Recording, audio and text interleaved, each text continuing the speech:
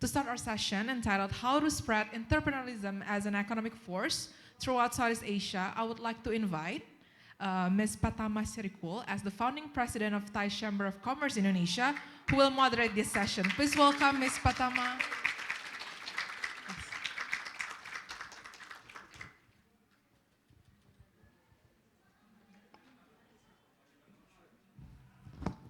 So good afternoon. Is it okay?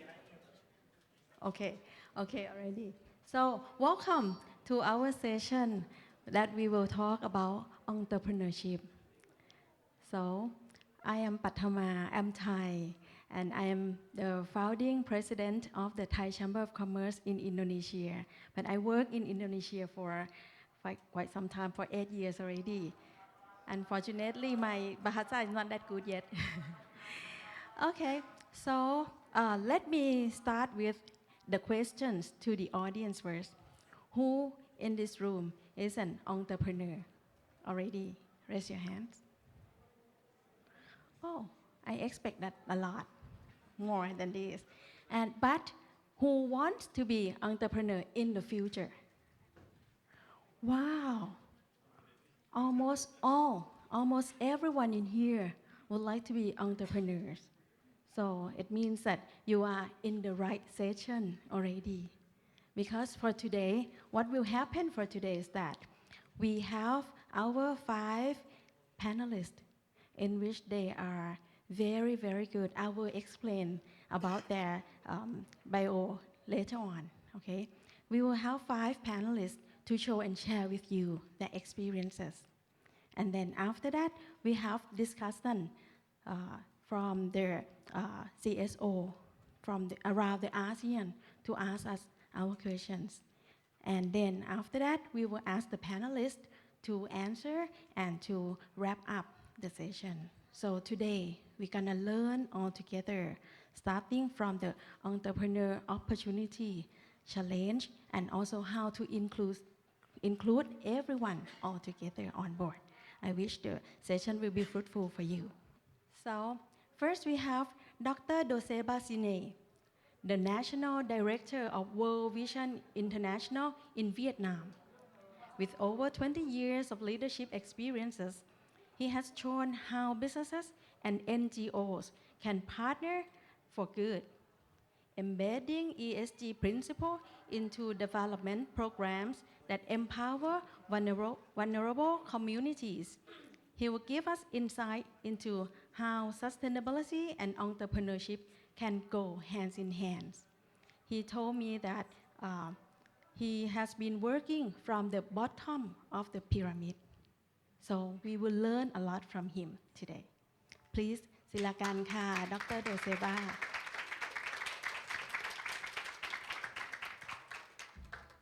Then next, you may know him so well already. Mr. Hendy Setiono, a true Indonesian success story. Starting from just one kebab cart in Surabaya, he built Boba Rafi into the world's largest kebab franchise. Now, with more than 1,300 outlets across 10 countries. His journey from street cart to global franchise empire shows that what's possible when entrepreneurship spirit meets vision and determination. So let's meet up with Pa Hendy.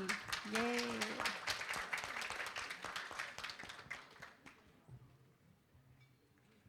Then we have 2 Indonesian, one work in Vietnam, one in Indonesia already. But we also have our panelists from the Philippines. We are joined by Ms. Pham Alonto. She is an innovation leader, venture founder, and professor. She is the founding partner of Europe-based AI transformation from Mbeacon Group, and also a former executive at 917 Ventures, the parent company of the Philippines' first fintech, double unicorn Gcash. She's built ventures in finance, health, and education to help uplift life through technology. Yeah, let's meet Miss Pham.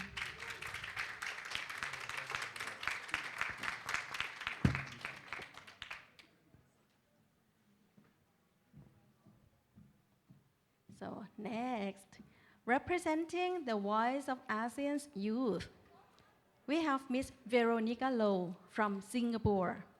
She founded the ASEAN Business Youth Association to connect youth across the region and today work in digital transformation at Deloitte. Recognized as a Hitachi Young Leader and Temasek Scholar, she embodied the energy and ambition of ASEAN's next generation. So please welcome our Miss Veronica. And last but not least, from Malaysia, we have Mr. Wan Dasrek, a pioneer of social entrepreneurship. He has founded multiple impact-driven ventures and now mentors startups at Seed.lab. His work shows how businesses can merge profit with purpose, proving that entrepreneurship can deliver both economic and social good. So let's welcome Mr. Dasrek.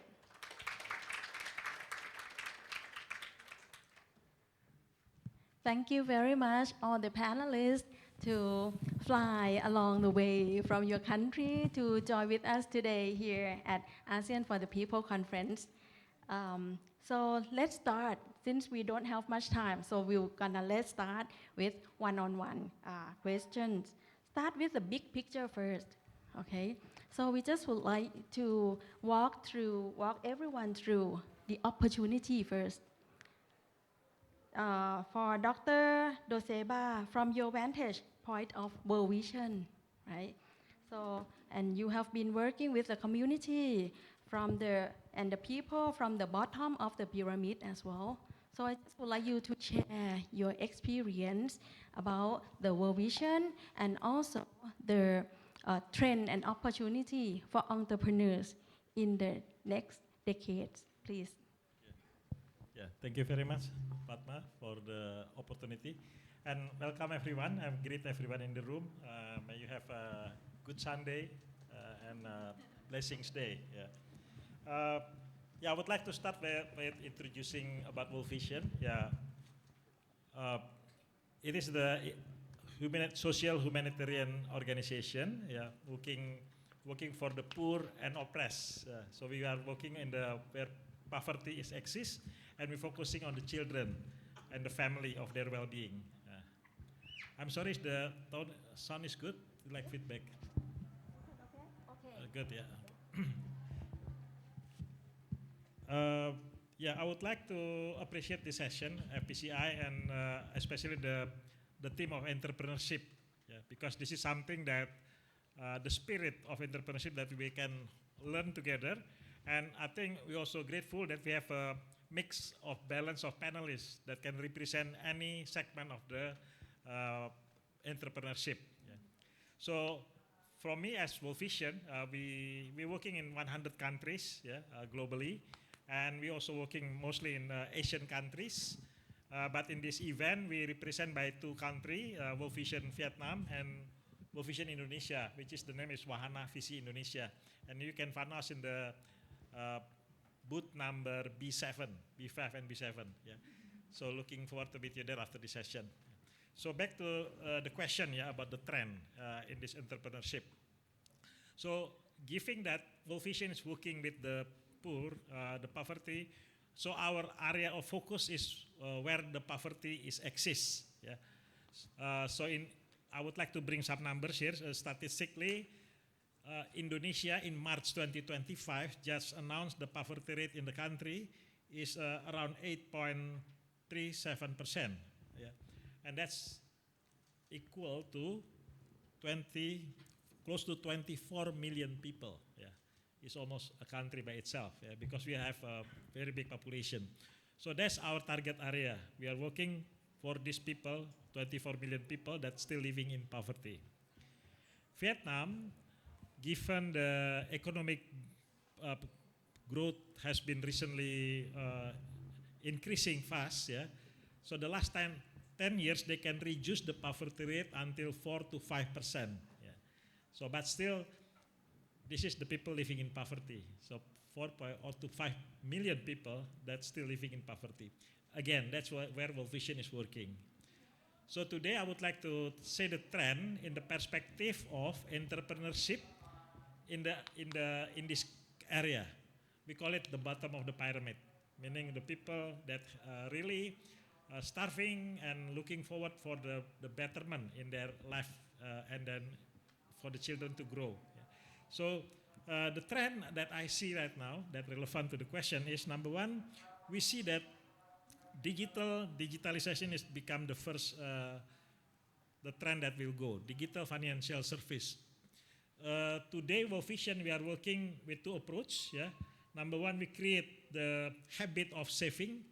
We call it saving for transformation. Yeah, that's how people have literacy, especially the women.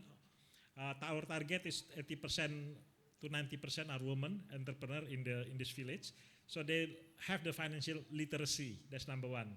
Yeah. And know how to saving and know how to develop business. Number two, our approach also we input the microfinance. Yeah. Microfinance for them to start raising chicken, after that raising the goat, and after that raising the cow. So also for in the farmer side, they can go to expand their paddy fields, or they can also growing coffee, and also macadamia become a Vietnamese interest product that go on. Yeah.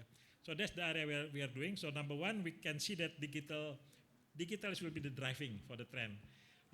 For example, the saving group in our traditional model, we can lose the treasurer, yeah, or the one who keep the money.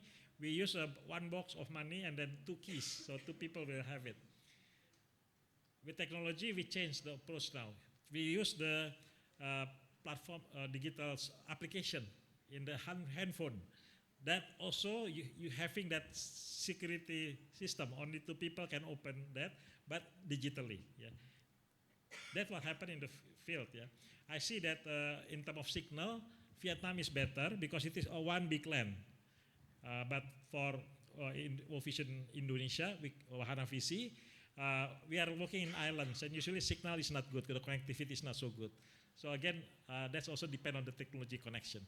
That's number one. And number two, I would like to mention about green technology. Yeah, everything now we're going to ensure the sustainable entrepreneurship. So for example, I'm growing the cow. We have a cycle of a green approach. Yeah, from how they feed, we use everything in the ham, and also to make sure that the cycles is becoming really focused on the green line. And the third one, the trend, yeah, we can see that global trading and global geopolitics is changing. Yeah, if we are here in this forum, I think we believe on the ASEAN as a market, as our home. So we also see that with this geopolitics and geo trading, the ASEAN will become one of the mini ecosystem. Yeah, that actually is a good platform for the entrepreneur of Indonesia in moving forward. Thank you. Thank you very much. From Dr. Doseba, we learn about the opportunity, the trend, right? There are key things, three things to think about: digitalization, green technology, and ASEAN ecosystem. So thank you very much for that, Pa. But speaking about the opportunity, spotting them is one thing that we can see what the trend will be, right? But scaling them is to another level of success. To be successful is another thing that we would like to mention, to learn also. That's why, Hendy, could you please share with us about your story to make your business grow until today, please? Thank you so much, Padma. So, hi everyone. My name is Hendy. I'm the founder and group CEO of Babarafi Enterprise. So, I started my first business of Babarafi, a very humble beginning. Started 22 years ago. So, during my university study, I started my first business selling kebabs using a pushcart. So, we started our business as a street vendor selling kebabs in the streets of Surabaya, but with the global mindset of bringing our street food going global at the first day. So during that time, we believed that kebab itself that we started in Surabaya, we believed that this kind of meal would be accepted not just locally in Indonesia, but we believe this could be accepted across other ASEAN countries. So while we started with very humble beginning, I remember during that time we started with a capital of 4 million rupiah, or around US dollar, around 250 US dollar in capital, setting up my first pushcart. At that time, we believed that this very first pushcart could or able be a global brand in the future. The spirit was three key lessons that I believe that becomes our success factor. First was start with a global mindset. Even though I started my first business during university, so I was still 19 years old at that time, probably same like most of our participants, same like Des, same like Fam. So we're all families, me, Fam, and Des are Yibli colleagues as well. And we have the global mindset to bring what we believe that starting a young age with a small, simple step, but having the courage to be and network, collaborate during with other ASEAN colleagues is one other key. Second is we build system, not just business. Even though our business is simple, we sell kebabs, but with the SOP, with the small, with SOP, with a franchising system, with a fundraising concept, with financing through banking. This makes the acceleration of business, even though not that fast. We need over 10 years to achieve the first 1,000 stores. Not as fast as other startups that maybe only 1 or 2 years could achieve 1,000 stores. We need 10 years to achieve 1,000 stores. But through that, the sustainability for us becoming 2 decades in the market itself, that proves that concept is being accepted. So we built a system, not just a business. And then the third is collaborate across borders. Every Asian countries have their own unique, they have their own culture and taste. So when we decided to enter 10 years ago, for example, when we enter Malaysia, when we enter Philippines, when we enter India during pandemic, for example, we have to do a lot of localization, especially according to the taste, according to marketing strategy, according to the what is being accepted there. Not just doing copy and paste what we believe it's work here and just implement there in the market. So we have to adapt. Not all the market we succeed. Some countries we have to close down. We have to close down the stores in Singapore, in China. But yes, we succeed in some markets such as Bangladesh and some countries that still less developed countries. So we believe that countries that are less developed, I think it's workable for a concept like us. Instead of going for modern countries such as Singapore or European countries that we have tried before in Netherlands that we have to close down as well. So then we believe that going for medium to medium low class market would be suitable for us, and collaborating with other ASEAN peers together that we have the spirit to grow, and global mindset would be the key ingredients to bring small medium enterprises moving forward. Thank you. Very impressive, right? Very, very impressive for the story. Yeah, so like think globally, work locally, and adapt right? So that's important. So start all in all, start with the mindset to go global, and it's not only focus on the business, but focus on the system as well. So that's important. So then, fam, you're ready, right? You just would like me to ask you already, yeah, because it's 15 minutes to Q&A. Yes, okay, can, no problem. Yeah. So for fam, since Dr. Doseba also mentioned about digitalization, in which is a new trend, right? And you have helped build and scale ventures in Philippines. So I just would like you to share to all of us about digitalization, how we close the gap, how to make it happen for entrepreneurs. Yeah, thank you for that question. Hello, everyone. So my name is Fam. I just wanted to greet everyone first because this is my first time in Jakarta. Very beautiful people, very, very nice people too, very friendly. So I love it so far. I'm looking forward to your kebab later. So yeah, my company is based in Europe, but actually we really started in Asia. So we started in the Philippines and then expanded to Singapore, and then now all of my partners are in Switzerland. Our operations are there, but I fought my partners and said that I need to be in Asia because we have more impact in Asia, and what we do is AI, right? And the reason why I feel like there's so much more impact in Asia is because we have so many things that we can do here, most especially to entrepreneurs and to the MSMEs. So the question earlier was, how do we make it more inclusive, or how do we have digital adoption, increase digital adoption, right?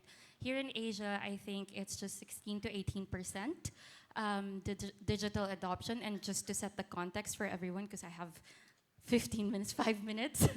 So just to set the context, I think for us to have a similar definition of what adoption is, let's start with adoption. There are different levels. So the first level is awareness, right? Awareness is you not being able to use it yet, but you are aware of tools like Shopify, Canva, etc.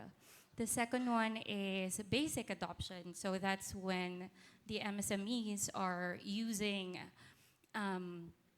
digital tools for communication purposes, but not necessarily for improving their operations. The third one is more intermediate and advanced. So I'll just summarize it in both. When you actually use these digital tools for your core operations in how you do your business and how you create your value. So how do we get from basic to intermediate, even from awareness, right, to intermediate? I think there are 3 levers to doing this. The first one is access.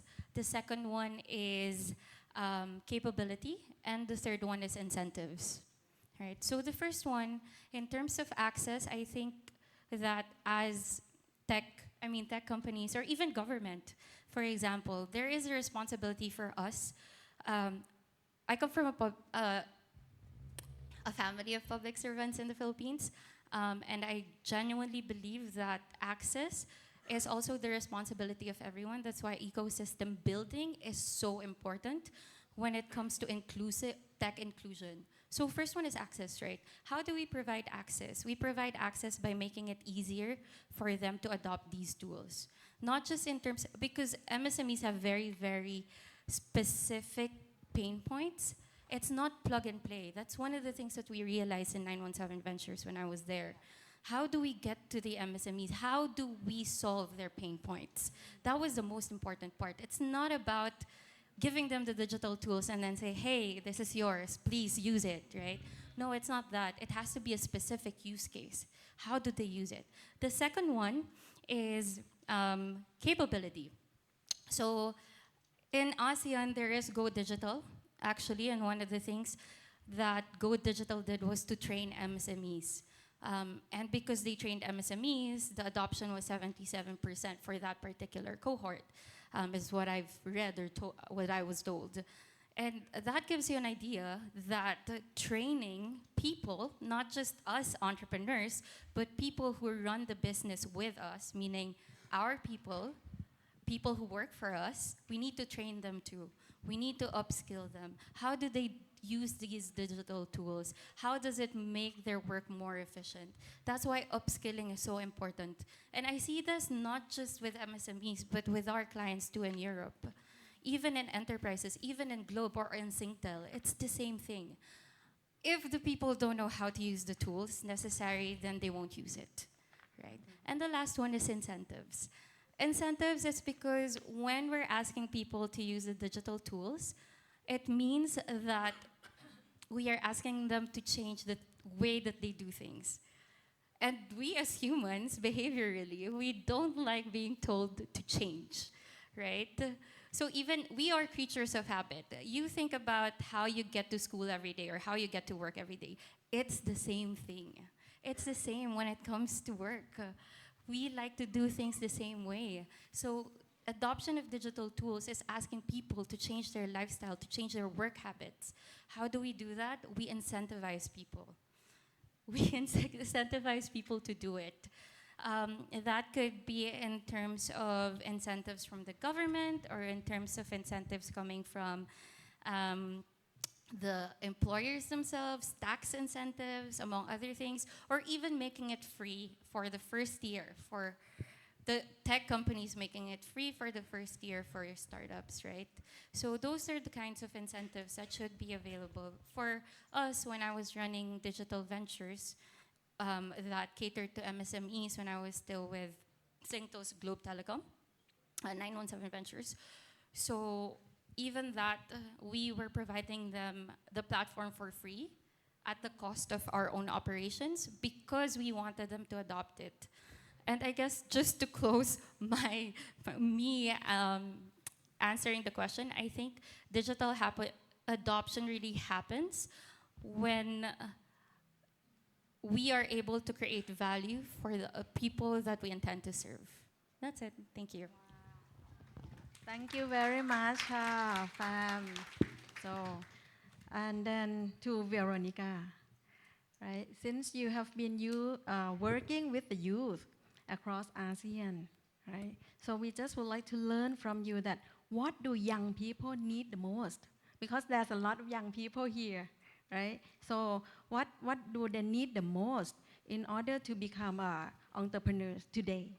So please. Thank you so much for the question, P. It's a blessing to be here today. Thank you so much, FPCI, for inviting me here today. Remember that the first time I was there at FPCI office was like 3 years ago, and now I'm here to speak here to share more about my experiences.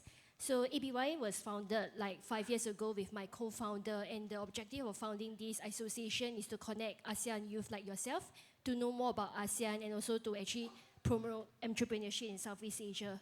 So regarding your question, I would say that it's important to actually have good mentorship. If you are interested in a certain type of business, it's important for you to first have mentors within the sector itself and find a mentor to really know like what's the purpose behind the business. It's really very important because it will help to actually shape your business and knowing what's the purpose behind your business. When we are doing something, it's very important to actually think about what's the purpose behind it and are there anyone who is actually doing it. If I'm doing an NGO regarding like entrepreneurship, is there any existing association that's also doing and how can I collaborate to make it better?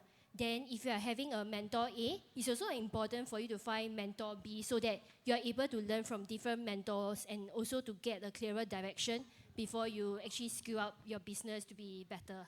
Yeah, that's all from me. Thank you. Okay, thank you, Veronica. So you're talking about mentor, right? So I just would like to go to Dastrick also that you have been working closely with startups and multinational in Malaysia. So just would like you to share to us in here that how you work with them, how you help the startup to scale. Yeah. That's great, and I'm gonna maybe amplify some of the stuff that Fam and also maybe Pak Ote have mentioned, right? I think it's important to set the scene and why you said Asia is important, right? If you all don't know, I think you probably have heard about this, right? So most businesses in Asia, MSME is 97% of the mix, right? What that means is actually also employability from this MSMEs group in Asia, or ASEAN specifically, is around 80 to 85%, right? But the interesting bit when you talk about digitalization is that I think Temasek, Bain, and Google did a bit of a survey throughout all of these MSMEs. Only about 55 to 60% have a good grasp of digitalization, right? But we know now with AI, right? So now there's a lot more opportunity. I think the CEO of NVIDIA said, you can become millionaire, right? So now it's like every day there's thousands of millionaire, right? But the idea is not becoming rich, right? It's really about creating that wealth, right? And when we say wealth, it's really about that inclusion, right? Yes, you say MNC does have that power of digitalization. In answering you short, yes, it is, right? But the question is, who are you creating that digitalization for, right? Because if it's the MSMEs that we spoke about, that 85% employability, right? These are the ones who will be the future sort of superpowers, right? So if that's the case, then the question is when you talk about digital accessibility, right? In Malaysia, yes, our digital or technology penetration is 97%. Great. But there's also the digital urban-rural divide. There's still parts of Borneo and Malaysia, in Sabah and Sarawak, people need to climb up the trees to get internet access. Right? And it's not just in Malaysia, I think it's a whole country, right? So, and in ASEAN as well. So then the question is, yes, digital infrastructure is one, but also accessibility, right? The second bit is what I consider the hyper-localization, right? MNC, multinational companies are always English-driven, Chinese-driven, stuff like that. But why can't we create, digitalization hyper-local in Tagalog, in Bahasa, for example? Because most entrepreneurs won't read trade agreements, right? But if you're able to do that, I think it's a lot more opportunities to be unlocked for local entrepreneurs, right? So when you talk about digitalization, yes, on a high level, it sounds great, but there's always underlying component around it to really, really harvest the opportunities of this digitalization and what it means for small, medium enterprises. Also social enterprises, because I'm doing entrepreneurship similar to Pak Ote, right? So it's not really about trying to do more of making more profit to be more rich, but also we realize that capital has to change to create wealth across community in ASEAN. So that's why we're in this space, I guess, for all of us. Yeah, that's all from me. Very good. Thank you so much for your viewpoint. Yeah. So let me ask you further a little bit from your experience, one. What practical steps are needed to break down to the non-tariff barriers or to allow MSME benefit more fully from ASEAN's single market? Now I'm becoming a bit like a politician now. No. Because it's very important for everyone here. Yeah, maybe I just do one, right? And then maybe my panelists can share their perspective as well. So when you talk about NTB, the non-tariff barriers, right? So fundamentally what it means for MSME, right? Micro, small, medium enterprises or entrepreneurs is really things around variance in regulation, for example, labeling of products and stuff like that, right? So yes, ASEAN is about 680 million people, right? Collectively, but there's always problem. I think, Baba Rafi had this problem also, right? When you started in Indonesia, right? Yes, you have all of these and maybe halal requirements and stuff like that, but once you start to export to Thailand or Malaysia, the requirements differs, right? And I think there's a study shows that cost of doing business, of just, trying to address these NTBs, the non-tariff barriers, increased by 20 to 30% more. For small, medium enterprises or micro, small, medium enterprises, 20 to 30% more is a huge sort of margin, right? Because you probably make profit of 40%, then you net is about 10%, right? So that's why I think it's a bit of a problem, right? But for me, I think one thing that needs to change, or maybe two, one is actually about that standardization, right? So if you're able to do ASEAN level standardization, whether it's about halal, whether it's about green economy, whether it's about agriculture, to make things easy flow, transactions or product and services, that would be great, right? That's number one. But number two, also with, when you mentioned about digital just now, right? Digital infrastructure is another thing, right? Because let's talk about digital payments. I think that's, a lot of people are now on either Shopee, TikTok, whatever it is, right? But sometimes that payment gateway from one country to another, there's a lot of barriers, right?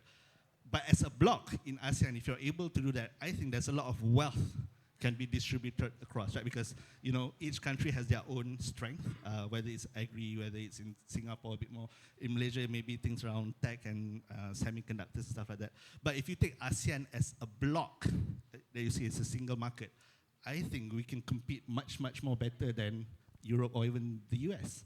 We have not gone through that, but I think it's something for you guys, the aspiring entrepreneur, to think about and push for that change, I think. Although I think I'm 19, but I'm a bit too late. Yeah, that's my view. Fam, you want to add up?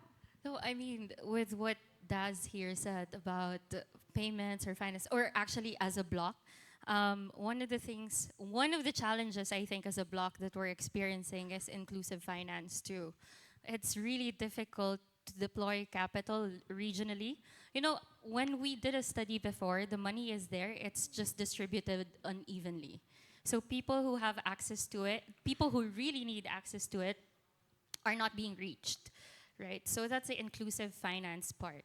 In terms of that ASEAN block or regional block that that Daz was sharing, if there is a way for us to, because MSMEs, they don't usually have that formal credit scoring.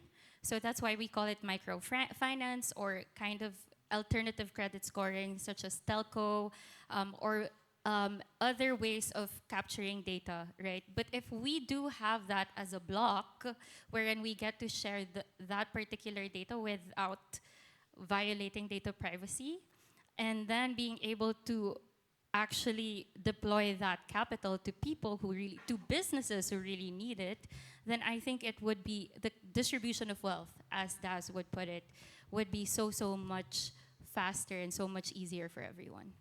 Okay. Thank you very much. So then anyone wants to add up on this point, please? Yeah. Yeah, I would like to add to that too. So thank you for bringing this up. Yeah. I would like to give some example about entrepreneurship. I think in the context of Asian here, how we pitch the business that potentially grow, and then using internal resources here.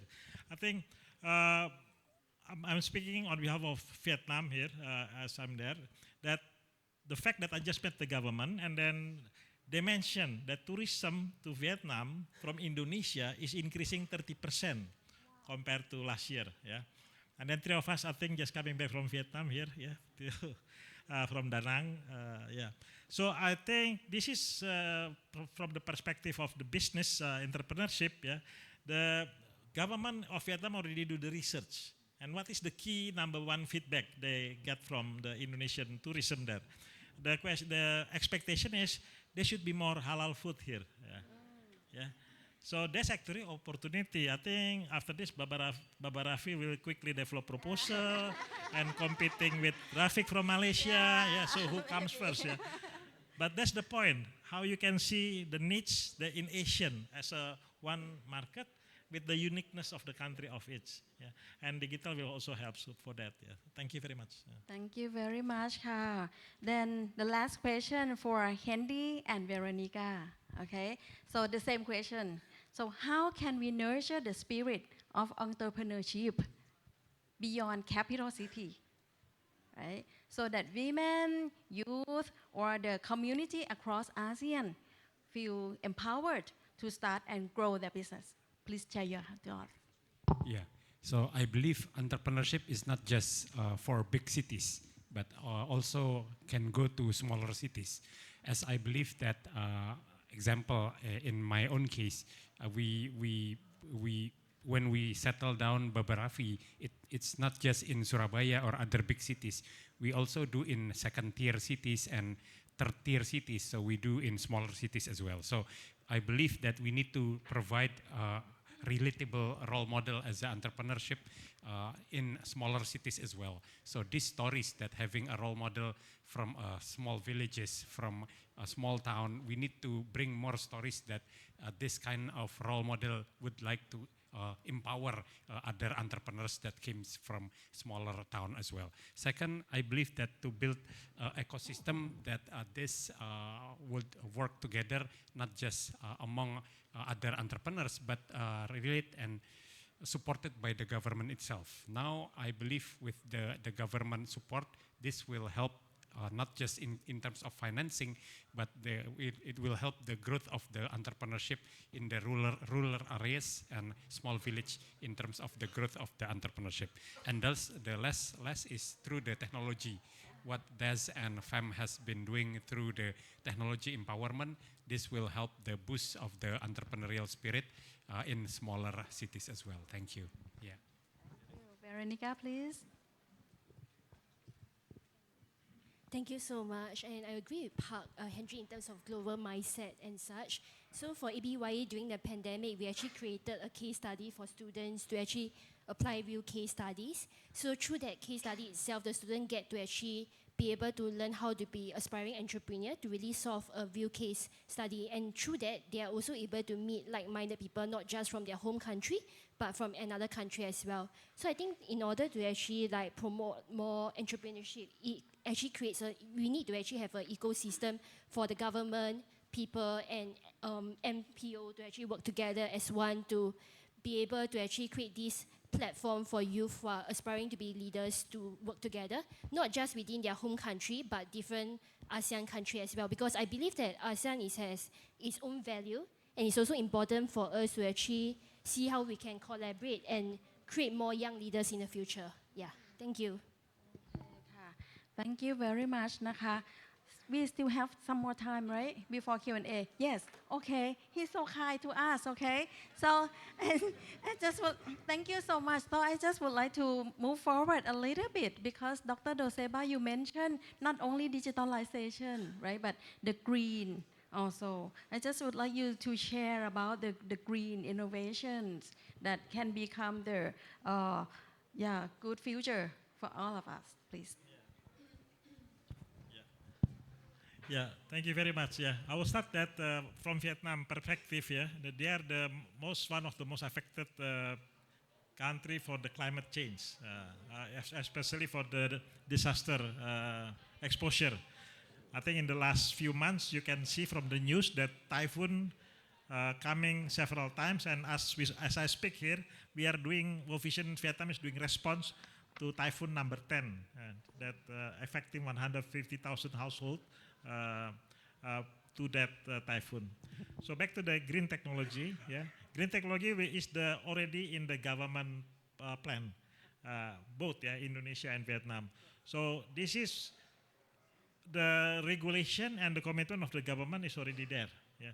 So now is the practitioners like all the entrepreneurs and also for World Vision is like how we create the awareness, the connectivity, and the access of the entrepreneur to implement the green approach. Yeah.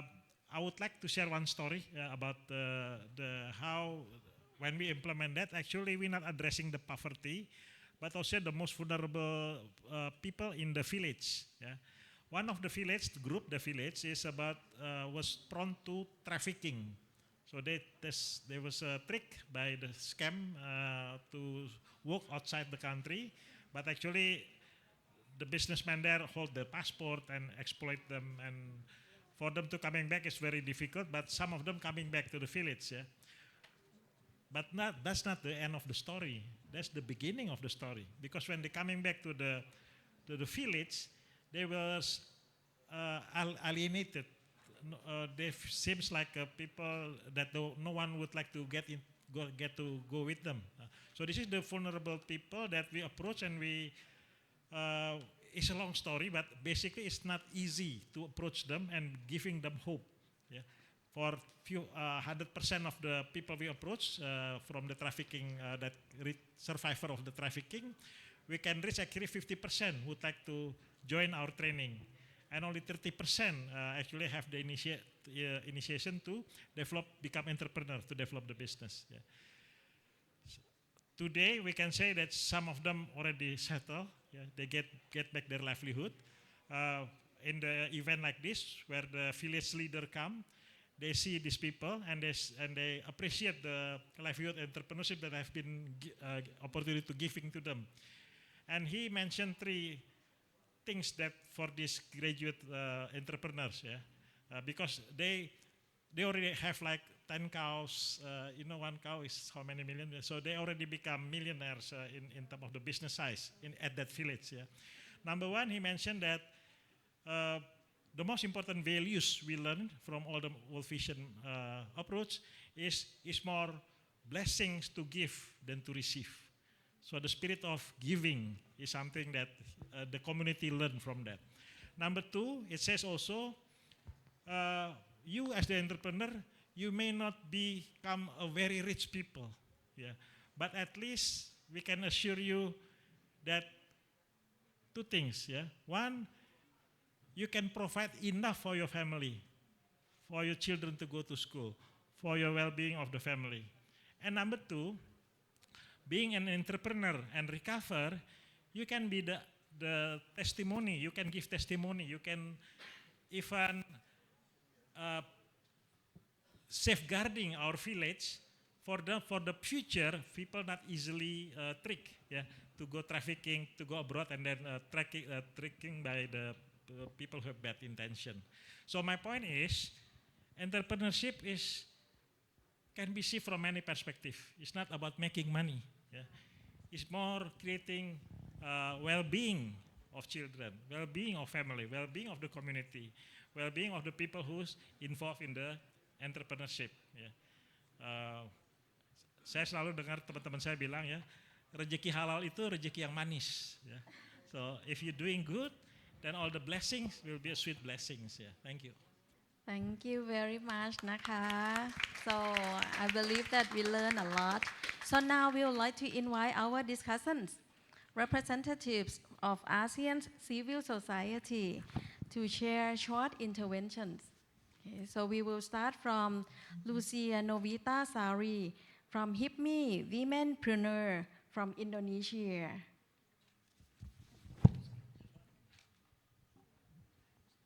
Are you here? Yeah, please. Yeah, you can. So, good afternoon to all speakers. I would like to give special greeting to my senior at HIPME, Abang Dahendi. Thank you so much for all of your insightful sharing. So maybe my question goes to any speakers that would like to address this issue, since my background is from the Womenpreneur Association. How can women-led as MSMEs become a stronger pillar of ASEAN economic growth? And do you have any recommendation for the models of gender-inclusive entrepreneurship that can be replicated regionally in Southeast Asia? Thank you. So combine together, right? So next we will ask the question. You will have the question from Francis Matatulat, Assist Vietnam. Yeah, please. Yes. Good afternoon, everyone, and thanks to the panelists for all of your insights. I'm Francis Makatulat. I lead our NGO called Assist, headquartered in the Philippines, but we do work across the region in South Asia and in Kenya and Africa as well. So my question is, it's not really a question, it's more of a suggestion.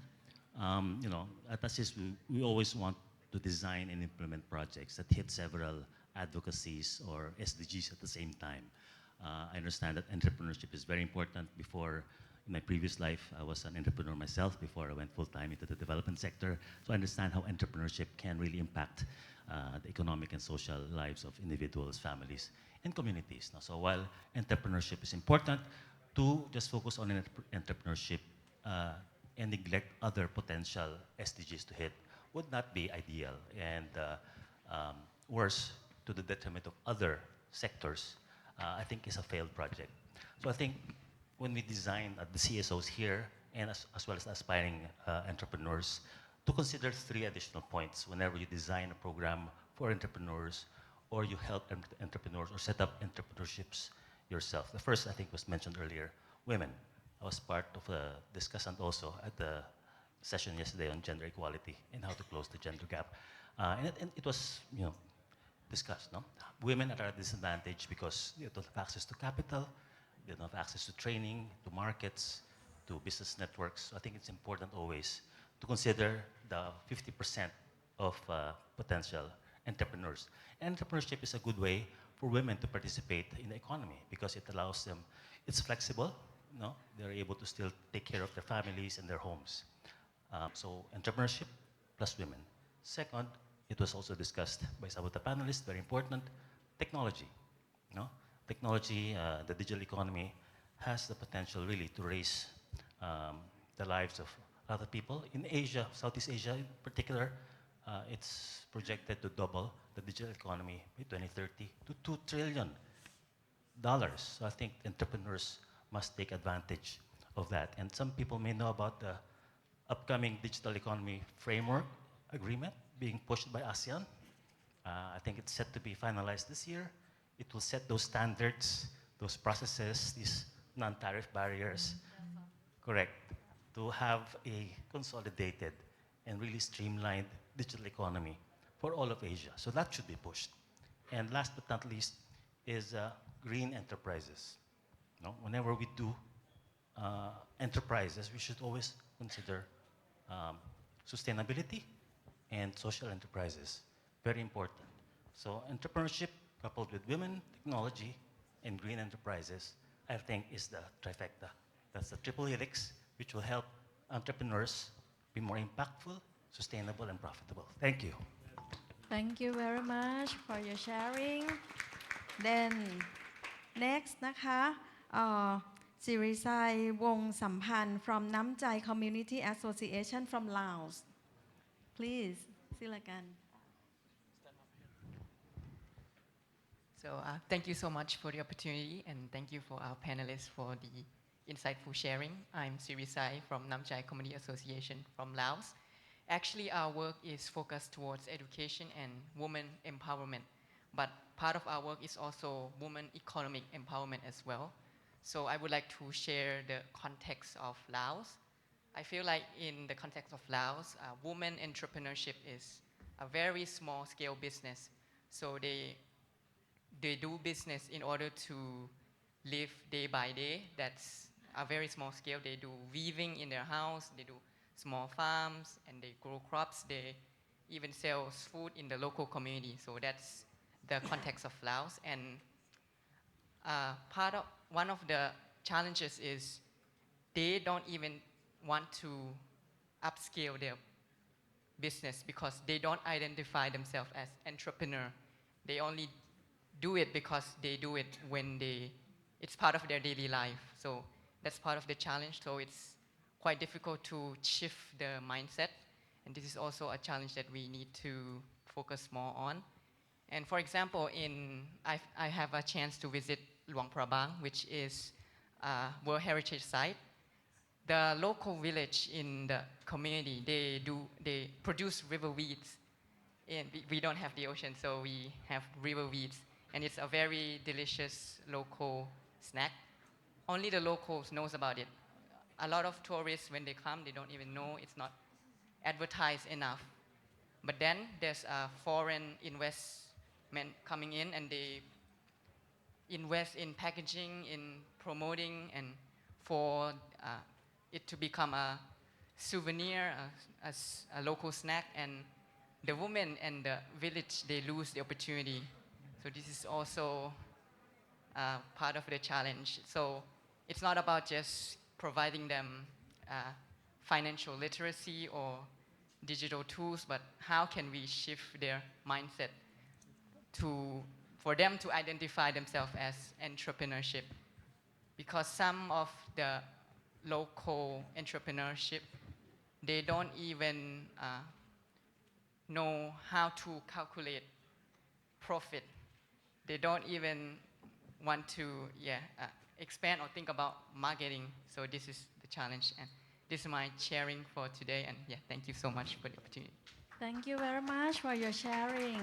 Then last but not least นะคะ we have Pengiran Sarima from Pusat Esan and Amera Al-Hajja Mariam from Brunei Darussalam. Please. Assalamualaikum warahmatullahi wabarakatuh. A very good afternoon. All right. Thank you so much, for your very insightful thoughts sharing across Southeast Asia on entrepreneurship. Okay. I'm also I actually coach and mentor entrepreneurs. Anyway, I'm Pengiran Sarima from Pusat Esan Al-Amirah Al-Hajjah Mariam. It's a non-profit organization for people with disabilities. Yeah. And it's a first, we also are is the first school for special needs in Brunei Darussalam. Now, my points are here. I mean, there are four folds to this. The first one is for Miss Pham Alonto. Yeah, you know, in the discussions we talk about AI and trending tech. Accessibility is often a separate consideration. Yeah, how can we better intensify? I mean, incentivize and spotlight entrepreneurs who build inclusive by design solutions where features aiding persons with disabilities become a universal market-leading features for all users. Okay, this is for you, one that's Rick. Southeast Asia, yeah, can do spirit, believe it or not, yeah. Fosters incredible grassroots innovation. What frameworks in tech, cybersecurity, and business are needed to help these entrepreneurs to transition from local improvisation to building scalable, defensible, and global companies? And for Dr. Dosiba, you know, on scaling grassroots, yeah, because very much on the grassroots sector. Innovations. Southeast Asia's resourceful improvisational culture is a strength, yeah? How do we channel this jugar spirit, very jugar spirit, yeah, into building formal, scalable, and secure tech startups that can compete on a global stage, right? Now, for any of you, my last point here, on inclusive innovation, yeah, we talk about, our question is, how can tech industry move beyond build, yeah, on accessibility to truly champion inclusive by design, where core products, features are both assistive and a primary market advantage. Thank you so much. Thank you very much, Naka, for the sharing and insights from all the 4 countries. So right now, I just would like to invite each panelist to respond briefly. Maybe since, yes, you mentioned your name first, Pam, so. Because they mentioned So me just- first. Okay. yeah. Okay, I think maybe I'll just share the personal story. I will make it brief, I promise. So I'm Muslim Filipino. I'm probably the only person you know at the moment. So Daz, Farah here, and Handy, they always told me when we were in Vietnam that you're probably 1 out of 5 Muslim Filipinos. So, being Muslim Filipino, we're already at a disadvantage because it's just 3%, I think, or 5%. And apart from that, also being a woman, there weren't a lot of Muslim Filipino women who have broken the glass ceiling when I was growing up. And I think for me, the plan, and that's not their fault, but the plan was always to just, marry maybe a politician, arranged marriage and stuff. Yeah, and that was honestly, that was really the plan, But I wanted something different for myself. I'd like to thank my parents for giving me access to education. I was able to study in Manila. I was born and raised there. I was able to study at Stanford. I was able to study in Kellogg. All these places because of the opportunities that were given to me. But that also comes from with a responsibility because not everybody has the same opportunity. And even when I was studying already, the barriers that women have to go through, when I was in Silicon Valley, I had to fight my way through it all because I was working in venture capital. And venture capital,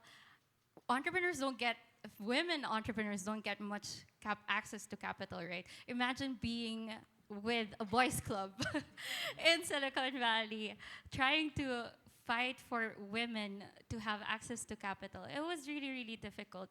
And I think what really kind of kept me going was the fact that, you know, when you are given these opportunities, you leave the door open for other women to walk through.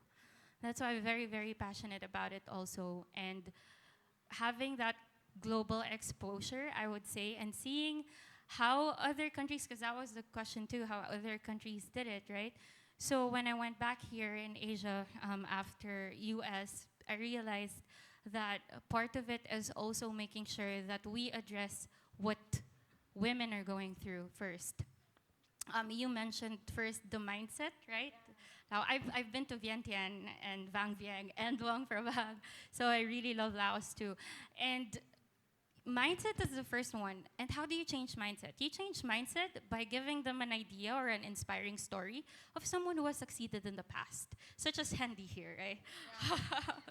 So, you know, it's an inspiration first, right? The second one as well is making sure that it's so much easier for them, or you take care of the things that they are worried about. What do we do? What are women prioritizing, mothers prioritizing? It's giving the kids education, it's the health of the family, it's how they budget the food on the table, and how to, and not just by growing the business, right?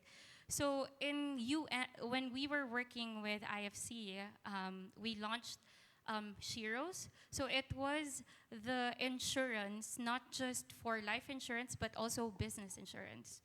So those are kind of the things that we should be doing, and that's one of the things that I launched in the Philippines, because you need to take care of the things that are valuable to them, that are important to them. Being an entrepreneur is risky. It's very risky. So how do we de-risk that for them, right? That's just one. There are so many things that we can do. And then the last is the AI adoption. I said I was going to make it brief. So the AI adoption, I think, to be honest, the very first thing that we need to do inclusive innovation, it's not just, for me, inclusive innovation is not just giving people a seat at the table, it's being able to build that table with them. And that's what I'm trying to do, building the table with people so that more people can build tables with everyone. That's it. Thank you very much to answer all the questions. Then when you're ready, right? Because I'm the prepare, second one. Yeah. And I'm going to do the closing as well before, because I don't need to say anything more. You spoke about framework. I don't want to give framework, right? But for the benefit of aspiring entrepreneurs or young change makers, I call it, right? I always believe in three things, right? You, especially the younger ones, right? You need to learn, unlearn, and relearn. That's the framework, right? That's the framework. That's the only thing I will say about framework, right? Learn, unlearn, and relearn. And the reason being, right, because of this, right, a lot of frameworks come from the Western countries, right? I no longer prescribe to this notion, if you're in entrepreneurship, right, of unicorns. Because unicorns to me now is arbitrary. It's not even an animal. It's just unicorns, right? Yeah. But you can define what is the next best entrepreneurship or enterprise, right? Now, if you still want to do the analogy, I'm searching for the next best camel. Why camel, right? So camel, it's resilient, right? It's robust, right? If you go through all of this, there's different analogies. There's camel, there's zebra, there's cockroach as well, right? But I like camel as a replacement of unicorn because it's no longer about this valuation, high exits, high returns, whatever it is, but it's really about building the right type of enterprise that resilient, that can, sustain over this whole cycle thing, right? So that's why you got to learn, unlearn, and relearn to shape this, because I think a lot of global south in terms of resource, knowledge is there, but we have not framed it as how Western colleagues framing it. And I think that's a bit sad, right? Because when you talk about AI, right? Yes, I agree with you. That's green technology. But you talk about AI. Can we do predictives on climate change, right? When will be the next cyclone or whatever it is, right? How do we intervene that? How do we build smart cities around that, right? We have that going on, but we have not thought about it enough in terms of how do we do better, right? Because a lot of our framework comes from the Western countries, and you talk about valuations and stuff like that, it may no longer apply nowadays, right? So for future generations, right, it's your time now to, shape that new framework of ASEAN, and maybe it will be the next biggest bloc that the Western can learn from us. I don't know, right? So that's what I'm thinking about.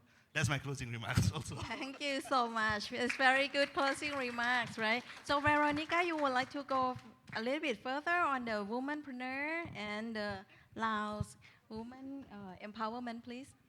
Hi, can you hear me? Okay. So actually, even in hello. Oh yeah, it works. Yeah. So as a female founder itself, actually, it's not very common to have a female founder, and I realized that when I'm working with different non-profit organizations, by being a female founder, it actually attract more female to be part of the non-profit space. And I realized it after like working on it like for 5 years. Then I realized that, oh, there's someone that commented to me, hey, I realized that, Veronica, you have more female leaders compared to other similar organizations. How do you actually create this environment for females? Actually, to be honest, I feel that it's more towards like leading it, and also more towards like creating an ecosystem where we empower women, and there's no stereotype in terms of, oh, men is actually better than women and such, but it's more towards providing an ecosystem where they are able to work and also be comfortable with themselves. So to answer to your question also, I've also been to Long Tabang. It's very nice, and I feel that it's really good thing that you're doing for your people. I think it's also important to actually be aware of like what is actually holding them back, and why are they not stepping out? Is there a reason? Like Fan mentioned, maybe there's a reason why they are not doing it. I believe that they are just aware, but maybe they are just afraid, or there's something that is like holding them back, like their children and such. And how can we make it to be better? Is that like flexi working hours, and creating the awareness and training program for them? If they are busy towards the day, then maybe we can have night programs to encourage them, and also like creating marketing content that can attract these women to actually be able to empower themselves to be better. Yeah, thank you. Thank you so much, Veronica. Yay. And we have Dr. Doseba and Hendy to share your viewpoints and also your closing.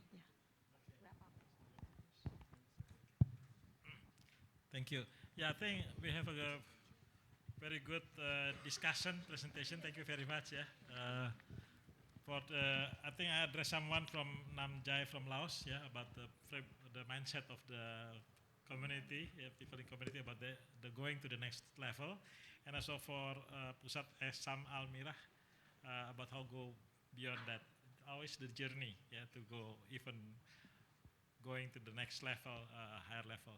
So I think number one about addressing from our colleagues from Laos here. Yeah, we experienced developing this woman group of vulnerable people, and then actually we see that some of them sense that, okay, having this lifestyle and having this 50 chickens and 2 cows and 3 goats is something that enough, because it became our daily life. Yeah, I think we also have some training, and then we found out, yeah, actually they think beyond what we think. Yeah. Maybe we think by the approach of having. So having 5 goats, having 150 chicken, having 2 cows is not enough.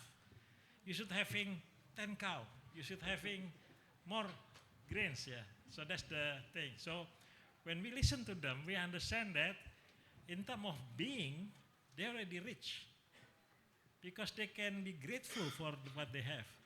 They know they have sufficient to make sure the children can go to school, even to the university, by the education that they give, by the modeling that they teach. So again, the mindset here is which mindset? Mindset of having or mindset of being? Yeah. We cannot impose people to also have a mindset of having everyone. Some have it that, nothing wrong with having or being. Yeah. But it is a choice that when we work with these vulnerable people, we should also understand where they're coming from. What is the definition of being rich or being poor? Yeah? Not our definition. You only have less money, so you are poor. So that's one point that I would like to share with from the experience from the field. Yeah. About going to the next level. Yeah. Thank you for the great question. Again, the same principle. Yeah. We train hundreds, even thousands of households in many provinces and districts, and we can see from like a funnel, like a funnel. We train 10,000 households, 7,000 of them having business, 5,000 growing, and so on. So, but it is small and getting smaller. So actually the roadmap to meet what you expect to say going global, going to the Asian market, when will that happen? It's a scaling issue, yeah, it's scaling. So the roadmap that we have is number one, have the mindset of financial literacy, have the habit of saving and managing saving investment, and then get access to develop their credibility as a client of microfinance, pay at the right time, yeah. And today the microfinance is about 99% payback, so we don't have really bad debt, yeah. So that's the journey, and then the next one that we see is growing is the become cooperative, member of cooperative. In Indonesia is koperasi, yeah. So the koperasi, they start to go have standard labeling and pursuing to go to the international market requirement, yeah. So that's the journey that they have, and we built that roadmap as well. So I have the signal of closing statement. My closing statement is let's focus entrepreneur for the most vulnerable people, yeah, people with limitation. Let's build our strength by using the local resources that we have, and then let's believe that ASEAN can be our community, resilience community to develop the entrepreneurship in Indonesia and other countries in Asia. Thank you. Very good. Closing, Hendy, please. You want to add up a little bit? Right. Okay. For me, entrepreneurship is not just about profit, of course, but it's about creating opportunities. So, example for in our case, from one small cart, from one push cart that we started in Surabaya, we are so blessed, alhamdulillah, it became over 1,000 units across ASEAN. So in that case, ASEAN has incredibly youthful energy. If we combine that with technology and cross-border collaboration, I believe entrepreneurship can become not only economic force, but also a social force, uplifting communities and empowering people across our region. Thank you very much. Wow, that's very good closing,นะคะ. Thank you so much. I believe that all of us in the room learn a lot today, right? We learned that the entrepreneurship in ASEAN is not only for the profit, it's for the people, for the community, right? And we start with the mindset, and which very, very important. We can think globally, act locally, adapt ourselves to be the next best Camille. Yeah.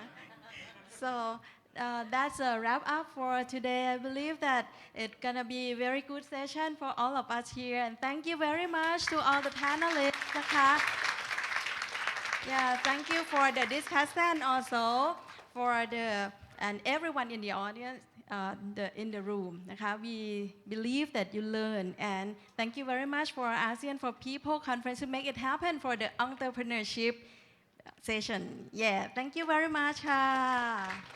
Thank you very much, all of our panelists. Before closing the session, we kindly invite all the panelists to remain on stage and stand up for a group photo. And as a token of appreciation on behalf of Dr. Dino Patijala and also FPCI, we would like to present a souvenir to each of the panelists.